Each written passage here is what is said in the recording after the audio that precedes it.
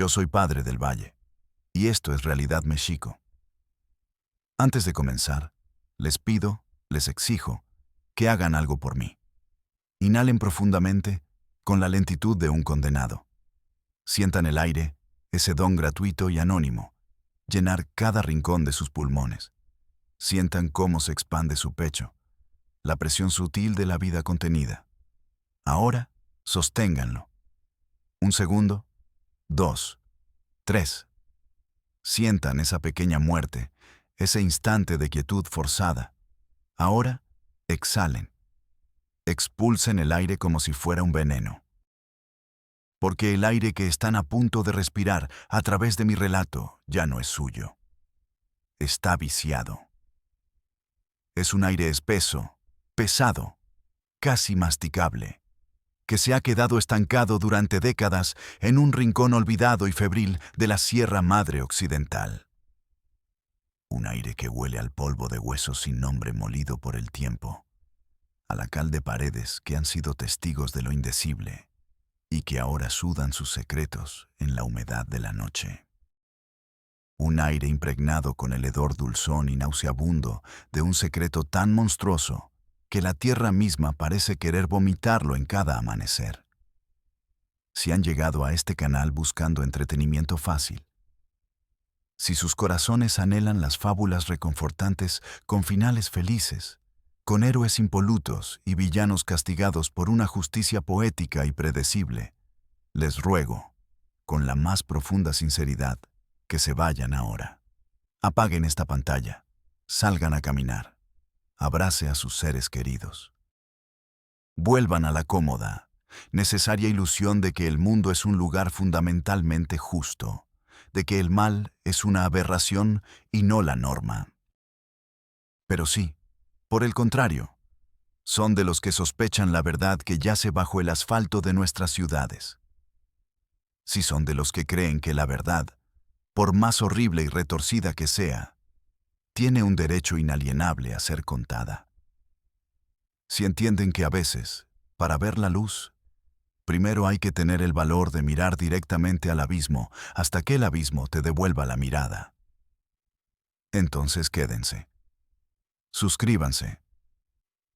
Y acompáñenme en este descenso a la ciénaga, en lo más profundo de la Sierra de Nayarit. Un lugar donde los mapas se desdibujan, donde el tiempo no avanza sino que se pudre en círculos. Un pueblo donde la ley de Dios y la ley del hombre fueron metódicamente desmanteladas, silenciadas, ridiculizadas y finalmente reemplazadas por el testamento maldito de un padre. Nuestra historia, como las peores pesadillas, no comienza con un grito de terror en mitad de la noche. No hay sangre salpicada en las paredes, no hay sirenas de policía rasgando el silencio.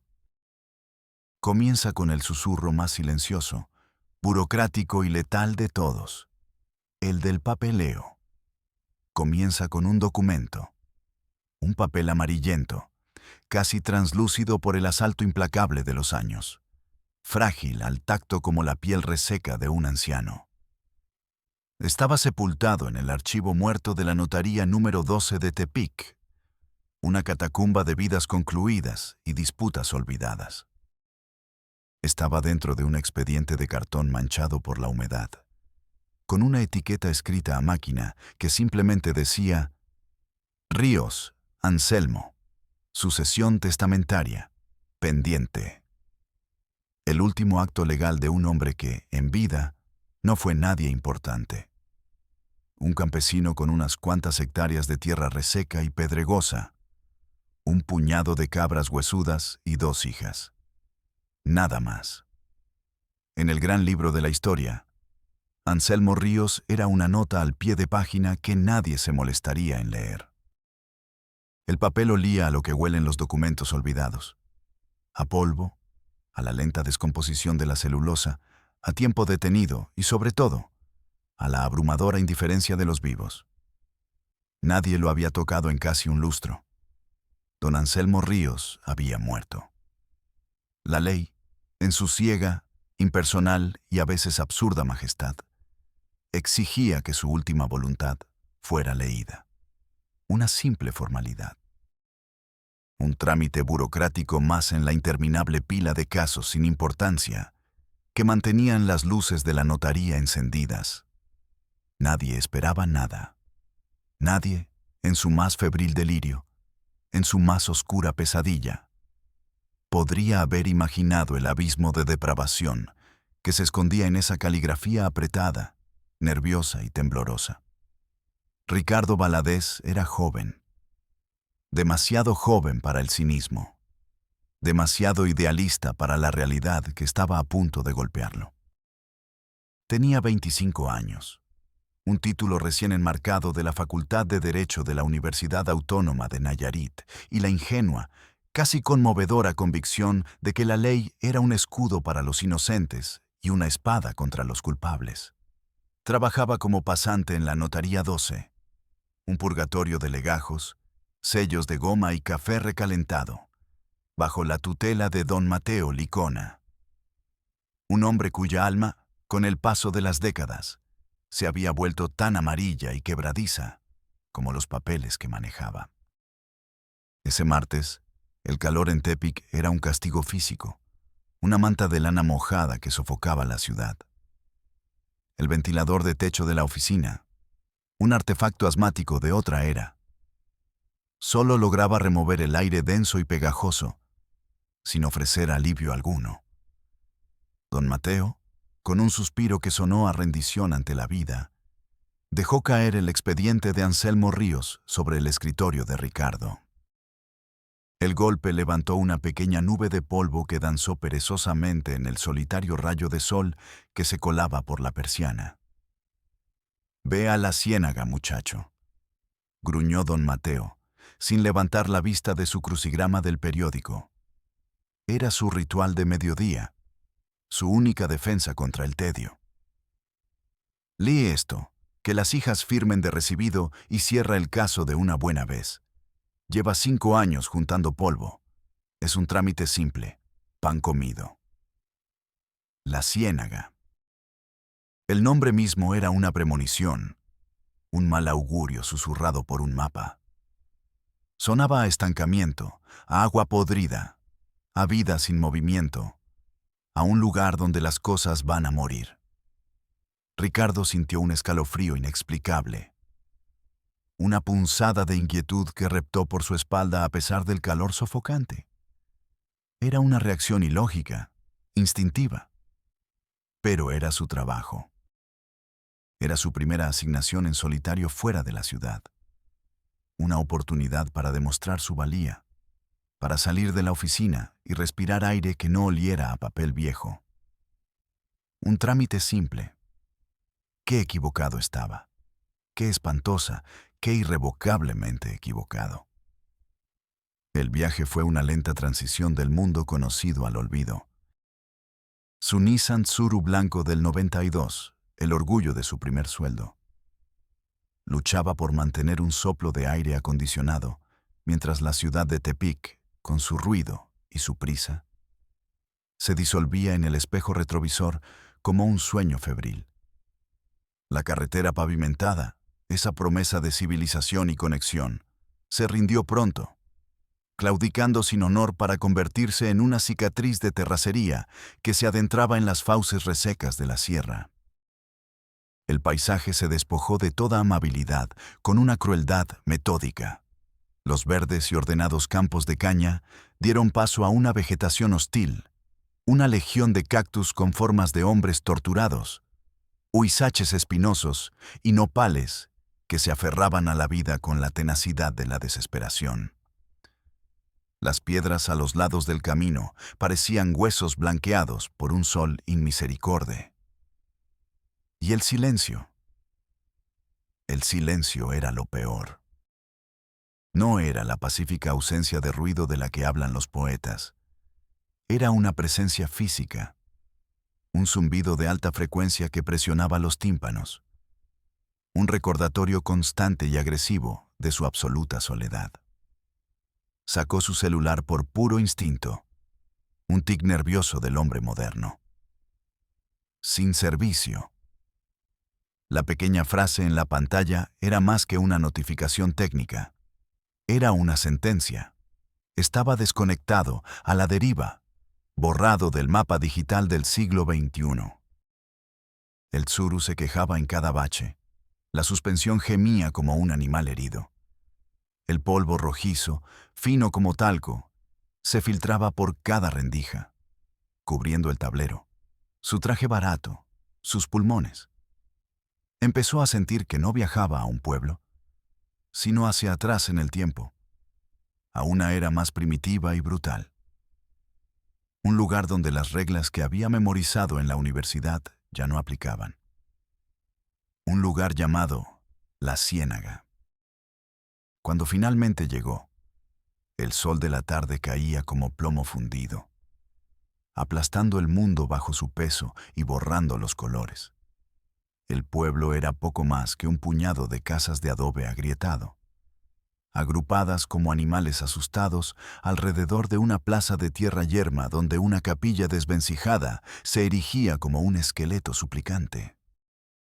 Perros esqueléticos, con las costillas marcadas como teclas de un piano macabro, dormitaban en las escasas sombras, demasiado exhaustos para ladrar, demasiado vencidos para vivir.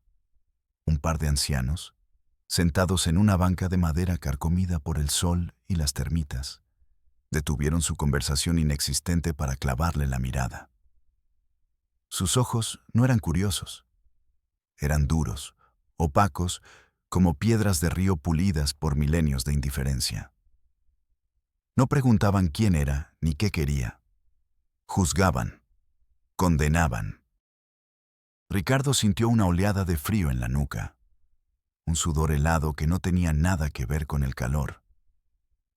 La sensación de ser un intruso, un cuerpo extraño que el organismo del pueblo se preparaba para rechazar. Sintió, con una certeza aterradora que le erizó la piel, que había cruzado una frontera invisible y que, a sus espaldas, la puerta se había cerrado con llave.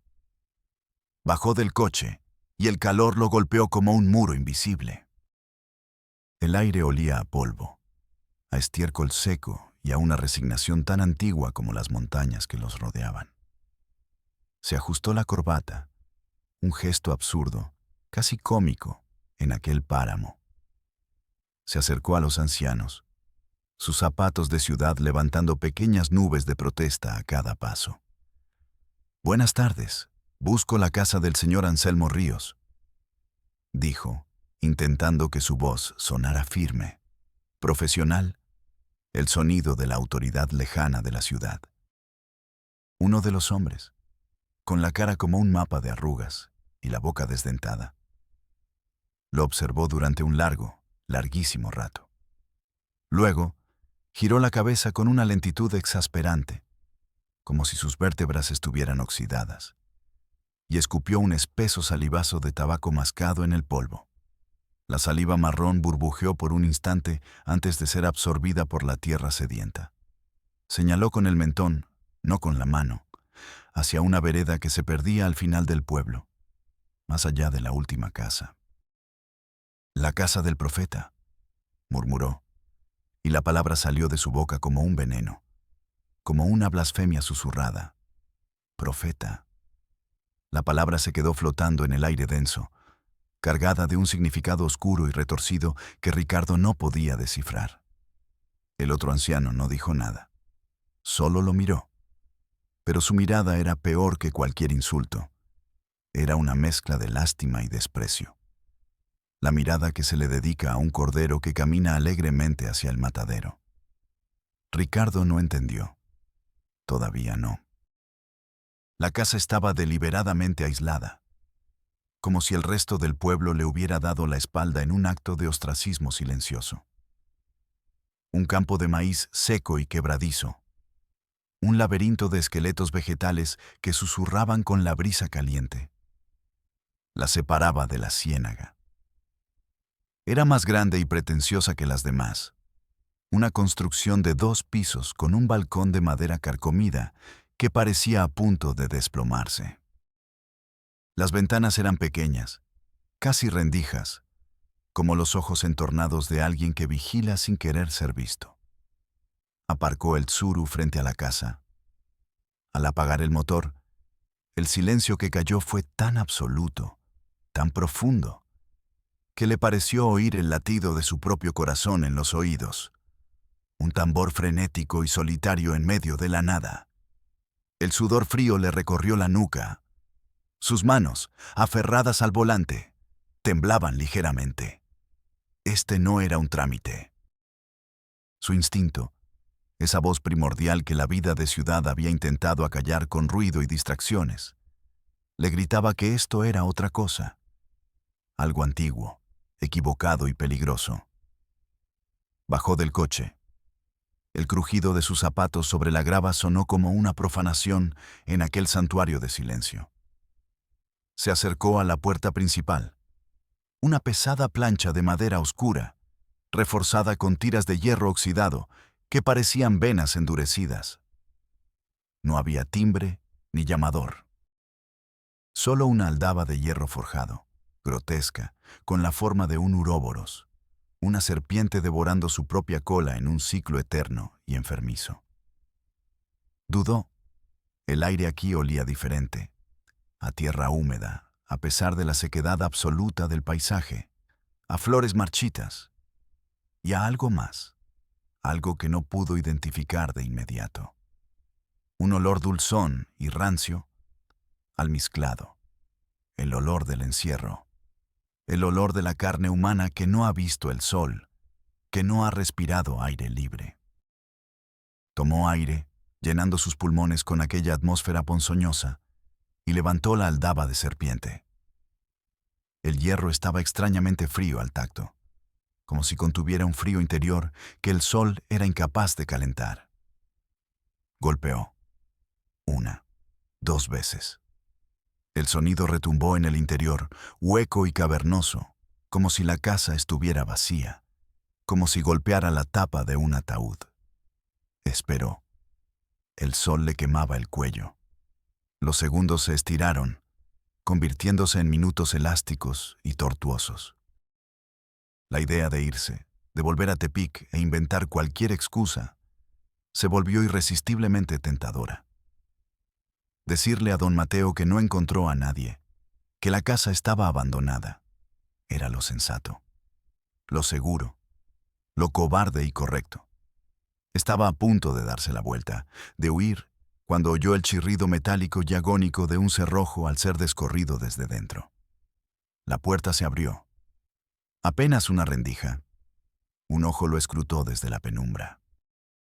Un ojo joven, enmarcado por una piel pálida, pero extrañamente sin vida. Un ojo que no reflejaba la luz, sino que la absorbía. Un pequeño agujero negro de desesperanza.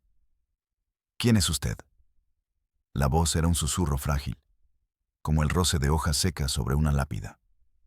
Una voz que parecía no haberse usado en mucho tiempo, que se había atrofiado por falta de uso o de voluntad.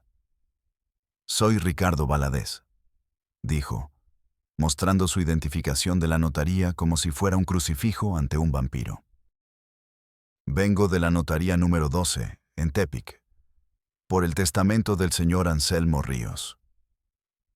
La puerta se abrió un poco más, con un quejido lastimero de bisagras resecas. La persona que lo observaba era una muchacha. No tendría más de 18 años. Era dolorosamente delgada, con una palidez de cera que la hacía parecer una aparición, alguien que se alimenta de sombras. Llevaba un vestido largo, de una tela vasta y de un color indefinido por el uso y la suciedad. Su cabello, un manto de un negro sin brillo, caía lacio sobre sus hombros como un velo de luto. Pero fueron sus ojos lo que heló la sangre de Ricardo. Eran grandes, oscuros, y estaban completamente vacíos. No eran los ojos de una persona, sino las cuencas vacías de una estatua. Eran los ojos de un muñeco roto, de alguien a quien le hubieran apagado la luz del alma desde dentro, dejando solo el cascarón. «Pase», dijo ella, sin emoción, sin curiosidad, sin nada. y se hizo a un lado, desapareciendo en la oscuridad del interior como un fantasma que regresa a su tumba. Entrar en la casa fue como entrar en una cueva, en los pulmones de un muerto. El cambio de temperatura fue brutal.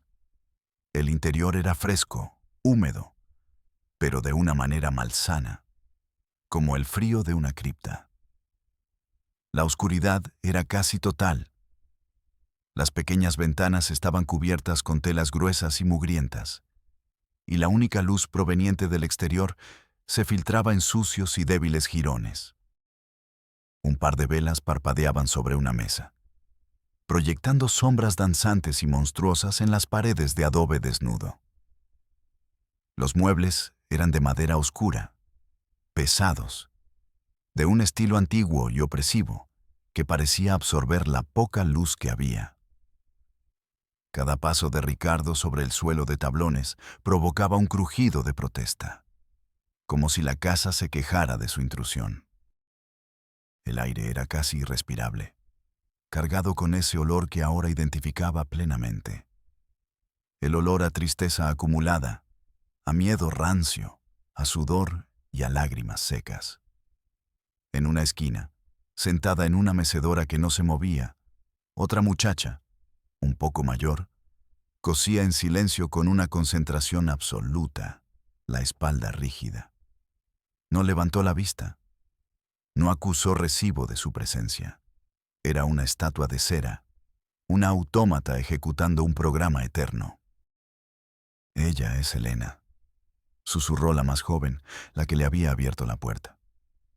Yo soy Sofía. Las hijas de Anselmo Ríos, las herederas. Ricardo sintió una opresión en el pecho, una necesidad desesperada de aire limpio, de sol. Se aflojó la corbata, que de repente parecía una soga apretándose alrededor de su cuello. Necesito leerles la última voluntad de su padre, dijo, forzando un tono profesional que sonaba falso, ridículo, incluso para él. Intentaba ignorar el nudo de hielo que se formaba en su estómago, la alarma que gritaba en su mente. Sofía asintió sin mirarlo. Señaló una mesa redonda en el centro de la habitación, la única superficie que no estaba cubierta por una gruesa capa de polvo. Aquí. Ricardo dejó su maletín sobre la mesa. Sus manos se sentían torpes, ajenas. Sacó la carpeta con el testamento. El papel amarillento parecía irradiar un frío antinatural en la penumbra. Lo desdobló con cuidado, alisando los pliegues como si pudiera alisar también la tensión en el aire. La caligrafía de Anselmo Ríos era apretada, nerviosa, llena de ángulos agudos, como si hubiera sido grabada en la página con un clavo en lugar de una pluma. Carraspeó, aclarando su garganta seca. Elena seguía cosiendo. El rítmico y suave sonido de la aguja atravesando la tela era lo único que rompía el silencio sepulcral. Sofía estaba de pie, a unos pasos de distancia, con la cabeza gacha y las manos entrelazadas frente a ella en una postura de sumisión absoluta. Ricardo empezó a leer. Yo, Anselmo Ríos, originario y vecino de la Ciénaga, Nayarit, en pleno uso de mis facultades mentales y físicas y libre de toda coacción. Las palabras de siempre. La fórmula legal que había leído cientos de veces. El aburrido preámbulo de la muerte. Describía sus escasos bienes.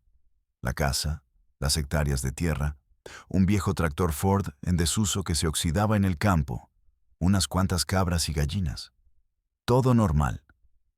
Un patrimonio miserable. Un trámite simple, pan comido, hasta que llegó al último párrafo, al corazón del documento, al veneno destilado en tinta. Ricardo se detuvo en seco. Su voz se ahogó en su garganta. Sus ojos se clavaron en la frase. La leyó de nuevo, y una tercera vez, y una cuarta. Su cerebro se negaba a procesar las palabras, a aceptar su significado. No podía ser. Tenía que ser un error de transcripción, una broma macabra, el delirio febril de un moribundo. Levantó la vista, el corazón latiéndole en las sienes, buscando alguna señal en los rostros de las hermanas, alguna pista de que esto era un malentendido. Sofía lo miraba fijamente por primera vez, y en sus ojos no había sorpresa.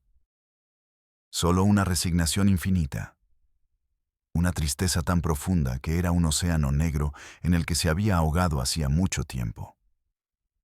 Elena seguía cosiendo, puntada, tras puntada, como si estuviera tejiendo el sudario del mundo. El silencio en la habitación se hizo denso, tangible, asfixiante. Ricardo podía oír la sangre bombeando en sus oídos, un ritmo de pánico creciente. «Continúe», susurró Sofía. No era una orden, era una súplica. Era la voz de una condenada aceptando su sentencia, pidiendo que la ejecución terminara de una vez. Ricardo tragó saliva, pero no encontró alivio. El sabor metálico de la incredulidad y el miedo llenó su boca. Volvió a bajar la vista al papel maldito. Su propia voz le sonó extraña, lejana, como si perteneciera a otro hombre, a un heraldo del infierno. Y leyó en voz alta la frase que lo cambiaría todo. La frase que desataría el infierno en esa habitación y en su vida.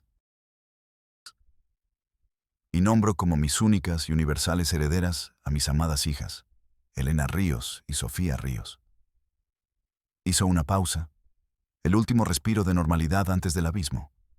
El aire parecía haberse solidificado, imposible de respirar. Y luego, la abominación. Quienes, además de recibir mis bienes terrenales, tienen la sagrada obligación, dictada a mí por la voz del Altísimo en visiones de fuego, de continuar mi linaje y preservar mi palabra. Otra pausa. La aguja de Elena se detuvo en el aire. El único sonido era ahora el zumbido desesperado de una mosca atrapada contra un cristal sucio. Por lo tanto, es mi última y soberana voluntad. Mi mandato divino inquebrantable, que mis hijas, mis herederas, se conviertan también en mis esposas ante los ojos de Dios, para que mi semilla no se mezcle con la podredumbre del mundo exterior y mi estirpe perdure pura hasta el fin de los tiempos. Un silencio de tumba. Esposas. La palabra rebotó contra las paredes oscuras y cayó al suelo como algo sucio, algo vivo y monstruoso. Ricardo sintió una violenta oleada de náuseas. El mundo se inclinó sobre su eje. Los contornos de la habitación se volvieron borrosos. Miró a las dos hermanas. Elena no se inmutó. La aguja, inmóvil en su mano, parecía un estilete listo para apuñalar. Sofía bajó la mirada, y una lágrima solitaria, gruesa y pesada como el mercurio, rodó por su mejilla pálida y se perdió en la tela de su vestido. Una sola lágrima, pero contenía un océano de dolor insondable. Ricardo se levantó de un salto. La silla cayó hacia atrás con un estruendo que profanó el silencio como un disparo. Esto es una locura, balbuceó, retrocediendo un paso, tropezando.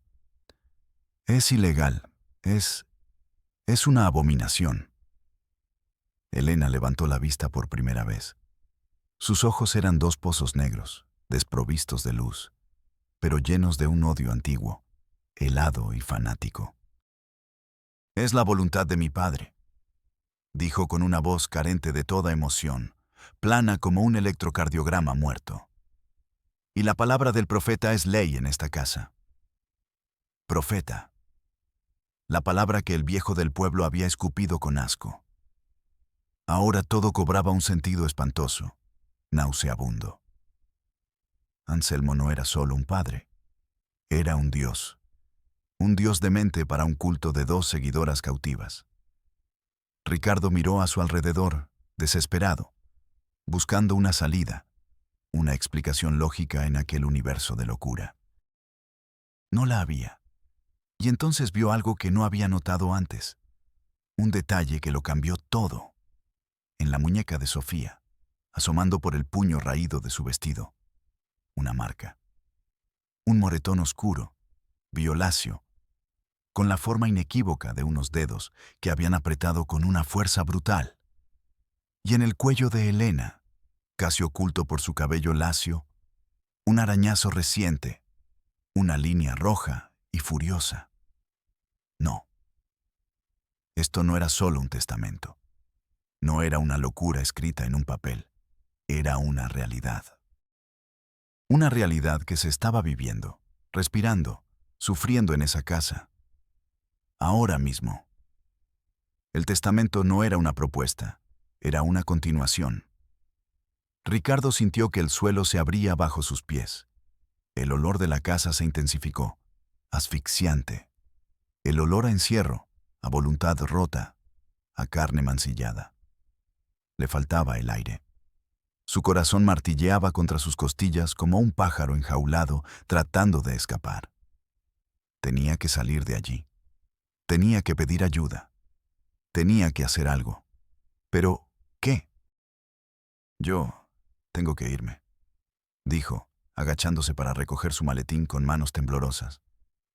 No puede irse, dijo Elena.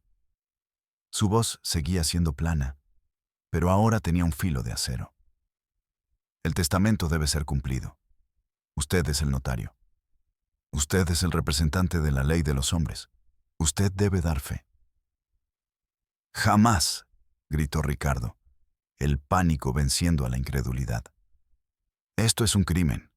Voy a denunciarlos. Voy a... No pudo terminar la frase. De la sombra más profunda junto a la puerta, donde antes juraría que no había nada, surgió una figura. Un hombre corpulento, de hombros anchos como los de un buey, con la cara curtida por el sol y una mirada tan vacía como la de las hermanas. En su mano derecha sostenía un machete largo y oxidado.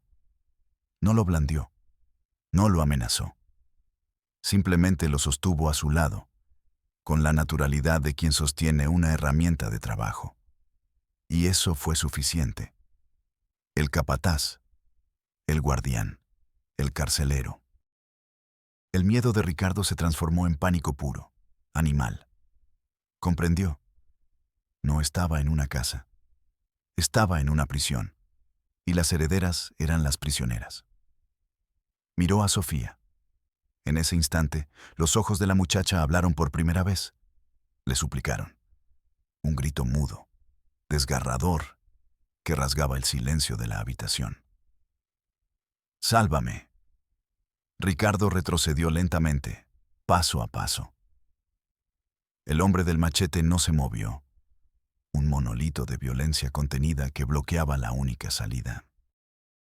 Por favor, susurró Ricardo. Déjenme ir. Elena sonrió. Fue la primera vez que la vio sonreír, y fue la visión más aterradora de su vida. No había alegría ni humor en esa sonrisa. Era una mueca torcida, un rictus que revelaba un abismo de locura y dolor. Usted vino a cumplir la ley, dijo ella. Esta es la ley. En ese preciso momento, Sofía hizo algo inesperado. Algo que rompió el guión de su sumisión. Dejó caer su costura al suelo. Se levantó con una resolución que parecía imposible, nacida de la más pura desesperación. Y caminó, con pasos rápidos y silenciosos, hacia una pequeña cómoda de madera oscura que descansaba contra la pared. Abrió un cajón con un tirón brusco. Sacó un cuaderno viejo, forrado de cuero gastado, y se lo tendió a Ricardo.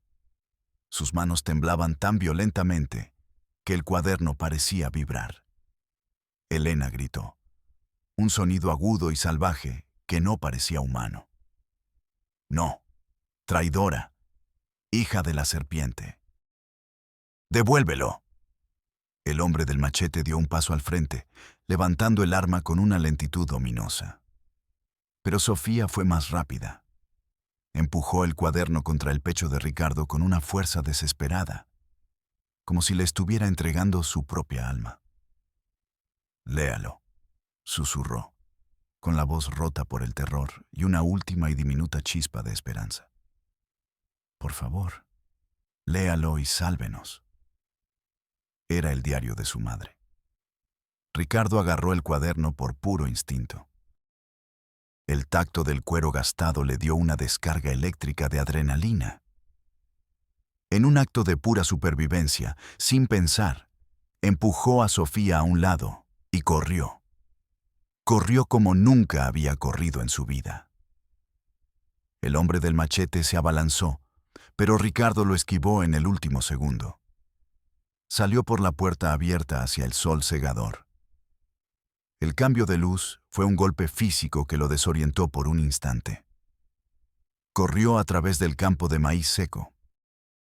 Las hojas, afiladas como navajas de afeitar, le arañaban la cara y las manos, dejando finos hilos de sangre. Detrás de él, oía los gritos de Elena, gritos de furia impotente y de desesperación.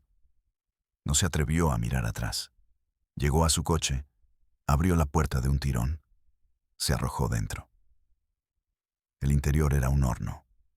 Sus manos no le obedecían mientras intentaba meter la llave en el contacto. Sus dedos eran torpes, extraños. Finalmente, el motor cobró vida con un rugido de protesta. El Tsuru patinó en el polvo, levantando una nube roja, y salió disparado por la vereda. No se detuvo. No respiró. No pensó.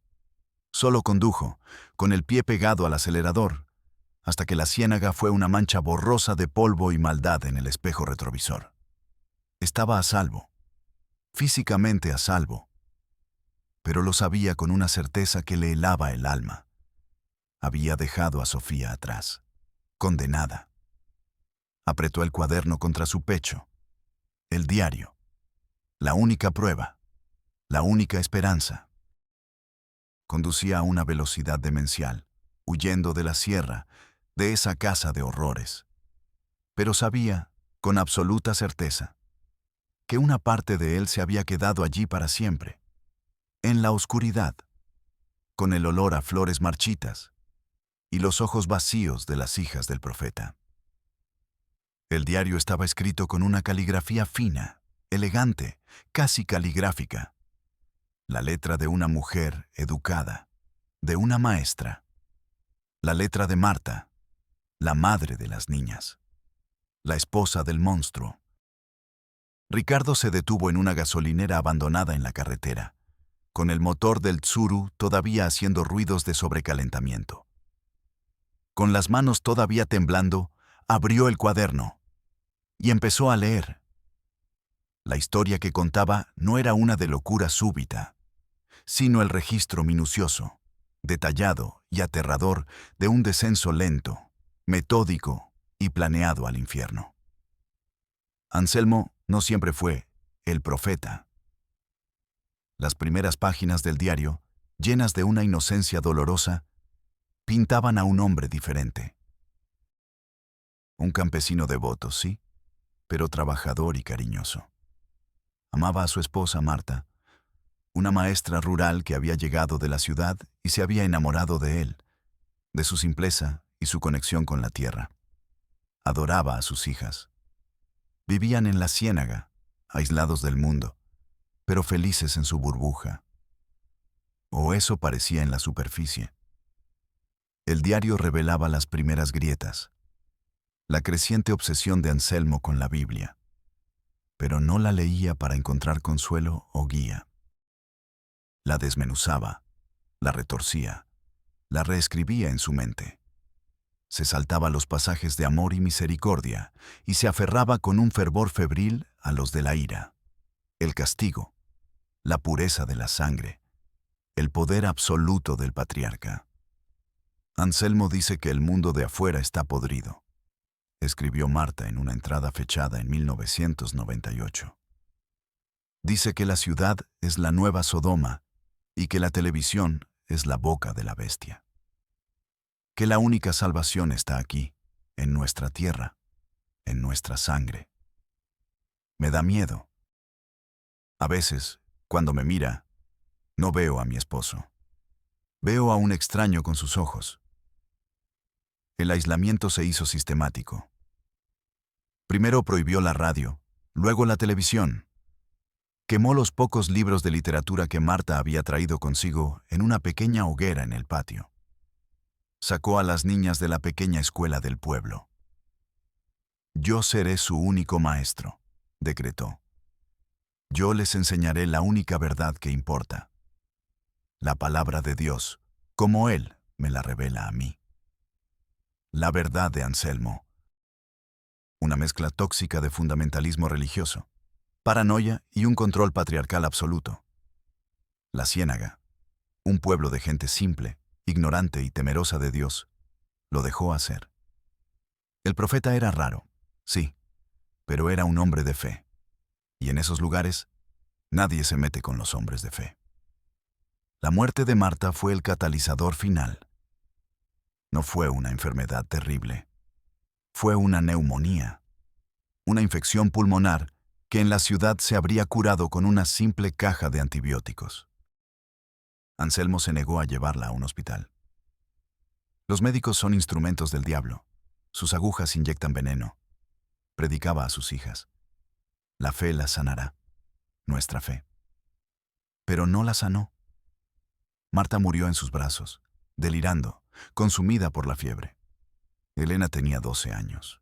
Sofía, apenas 7. En sus últimas entradas, escritas con una mano temblorosa, casi ilegible, Marta dejó su testamento de terror. Él está esperando que yo muera. Lo veo en sus ojos. Tiene planes para mis niñas. Dice que deben permanecer puras, incontaminadas para la gran obra. Dios, sálvalas.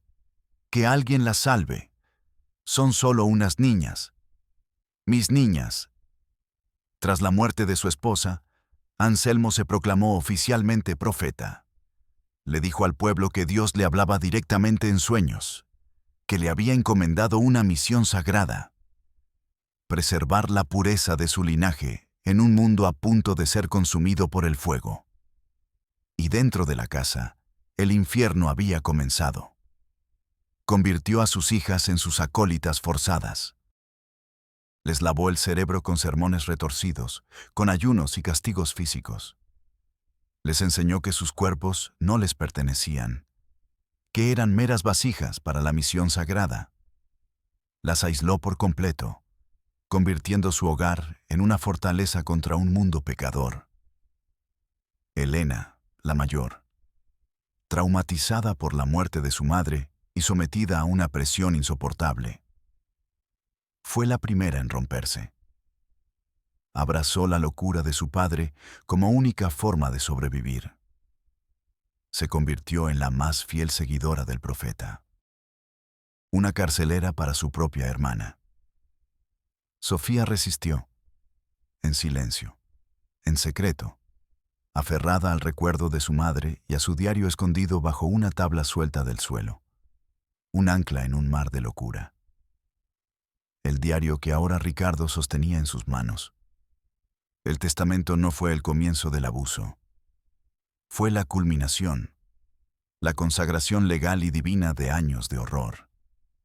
Anselmo, sintiendo que su fin estaba cerca, quiso dejar su ley perversa grabada en piedra, una ley que trascendiera su propia muerte.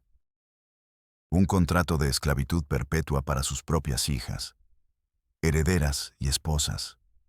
Propiedad, para siempre. Ricardo cerró el diario. Estaba enfermo, físicamente enfermo.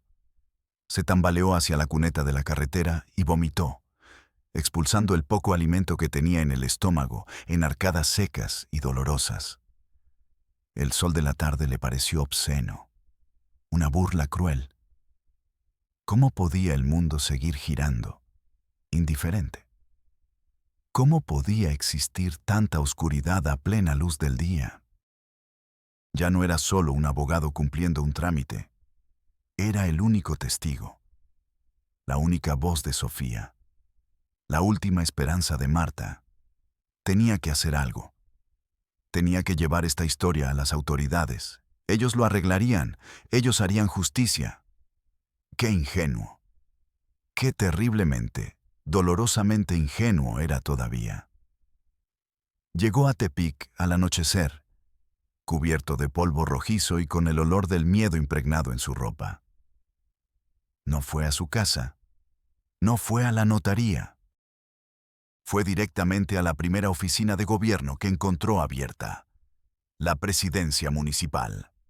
Subió las escaleras de dos en dos, con el diario y el testamento pesando en su maletín, como si estuvieran hechos de plomo. Encontró a un secretario de guardia, un hombre gris con un bigote gris y una expresión de hastío permanente. Estaba leyendo el periódico deportivo. Levantó la vista con una molestia apenas disimulada. ¿Qué se le ofrece, joven? Ricardo, con la voz entrecortada por la urgencia y el miedo remanente, le contó todo. La ciénaga, Anselmo el profeta, el testamento monstruoso, las dos hermanas prisioneras, el hombre del machete, el diario de Marta. Habló durante 10 minutos sin parar, las palabras atropellándose en su boca, un torrente de horror. Cuando terminó, el secretario bostezó. Literalmente, bostezó, sin siquiera cubrirse la boca. Dobló su periódico con una parsimonia exasperante.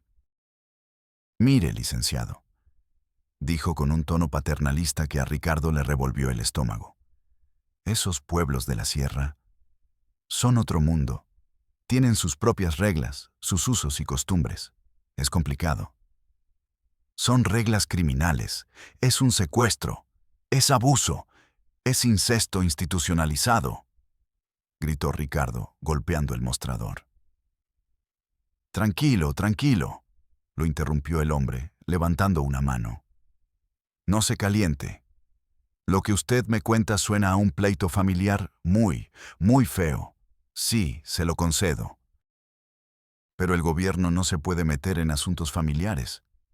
Y menos allá arriba, en la sierra. Es meterse en un nido de alacranes. No vale la pena el desgaste político». Ricardo no podía creer lo que oía. El olor de la oficina a café rancio y papel viejo de repente le pareció el olor de la podredumbre moral. Pero no van a hacer nada. Hay 2 mujeres que están secuestradas, siendo abusadas. El secretario se encogió de hombros, un gesto de indiferencia total que era más violento que un golpe. «Si quiere, presente una denuncia por escrito, con todos los detalles. La turnaremos al departamento correspondiente. Ya ellos verán qué procede. Llene el formato F7 y tráigalo mañana en horario de oficina, con 2 copias». Y volvió a su periódico. La conversación había terminado. El horror de Sofía y Elena había sido reducido a un trámite, a un formato que probablemente terminaría en el fondo de un cajón. Ricardo salió de allí sintiéndose sucio, contaminado por esa apatía. Se había topado con el primer muro, el muro de la indiferencia burocrática. A la mañana siguiente, no se rindió. Fue a la comandancia de la policía estatal. Esperó 2 horas en una sala de espera que olía a desinfectante barato y a desesperación. Finalmente, lo recibió un comandante con una barriga que se desbordaba sobre el cinturón de su pistola. El hombre escuchó la historia de Ricardo sin dejar de mirar un partido de fútbol en una pequeña televisión sobre su escritorio. Cuando Ricardo terminó, el comandante apagó la tele con el control remoto y suspiró. «Está cabrón, licenciado», dijo, como si hablara del clima. «Pero la ciénaga está en el 5º infierno. Es territorio complicado. No tengo suficientes hombres ni recursos para mandarlos a un paseo por la sierra, por lo que podría ser un chisme de pueblo». «No es un chisme», insistió Ricardo, poniendo el testamento y el diario sobre el escritorio. «Tengo pruebas. Léalas». El comandante ni siquiera las miró. «Papeles, licenciado. Papeles. Necesito una denuncia formal ratificada, una orden de un juez. Sin eso, mis manos están atadas. Si mando a mis muchachos para allá y resulta que es puro cuento, a mí me cuelgan. ¿Entiende? El sistema, licenciado. El sistema. Las manos atadas. La excusa perfecta. La frase que absolvía toda responsabilidad. Ricardo sintió el sabor metálico del fracaso en la boca. Vaya al Ministerio Público, le aconsejó el comandante, dándole una palmada en el hombro que pretendía ser de consuelo, pero se sintió como una burla. Suerte con eso, campeón. Y volvió a encender su televisión. El Ministerio Público era un laberinto de pasillos grises y caras cansadas. El aire estaba cargado de la desesperación silenciosa de las víctimas. Después de 3 horas de espera, lo atendió una mujer joven, con la mirada perdida en un monitor, tecleando furiosamente. Le contó la historia por tercera vez. Su voz ya sonaba mecánica, gastada, desprovista de la urgencia inicial. La mujer seguía tecleando en su computadora mientras él hablaba. No lo miró ni una sola vez. Cuando Ricardo terminó, ella dejó de teclear.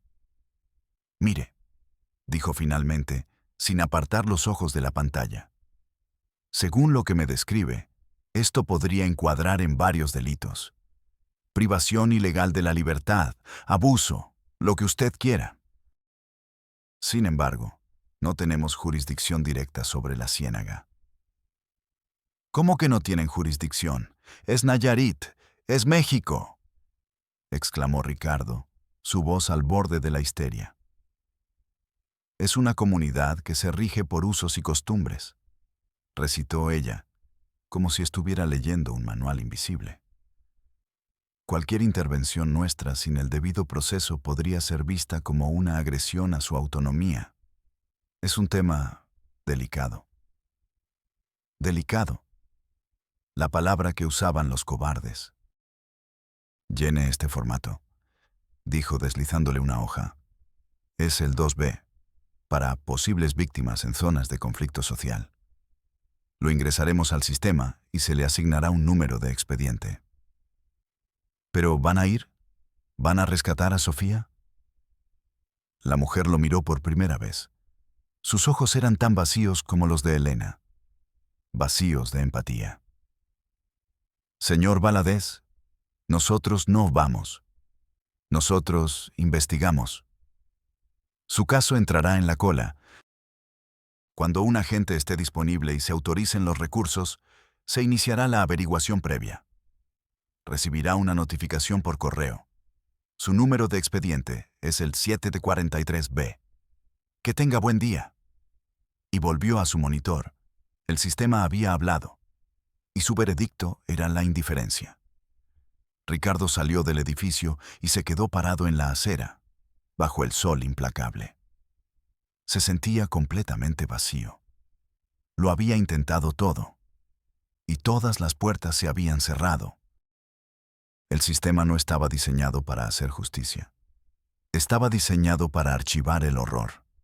El expediente 743B. Ese era ahora el nombre del sufrimiento de Sofía. Un código en una base de datos. Se dio cuenta de una verdad terrible. La Ciénaga no era otro mundo. Era un espejo. Un reflejo concentrado de la misma indiferencia, la misma cobardía, la misma podredumbre que había encontrado en cada oficina de Tepic. El mal no era solo Anselmo. El mal era el silencio cómplice que le permitía existir.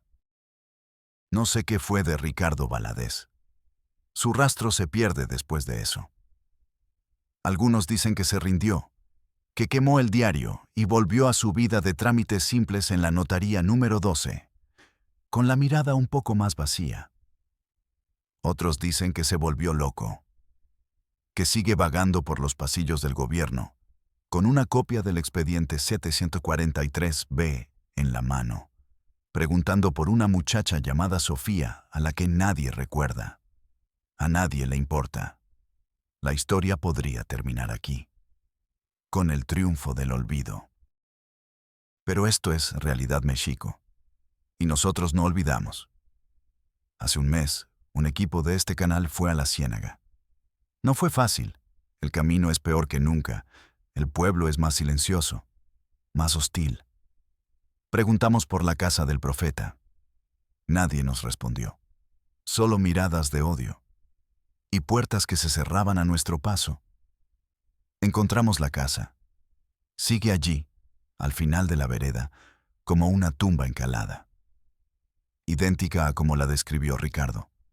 El campo de maíz seco. Las ventanas como ojos entornados. La puerta con la aldaba de serpiente. Parecía abandonada. Pero no lo estaba. En el tendedero, junto a la casa, había ropa secándose al sol. 2 vestidos, largos, de colores indefinidos por el uso y el sol. Y en el alféizar de una de las ventanas superiores, vimos una cara. Solo por un segundo. Una sombra tras el cristal sucio. Una cara pálida. Un destello de cabello oscuro.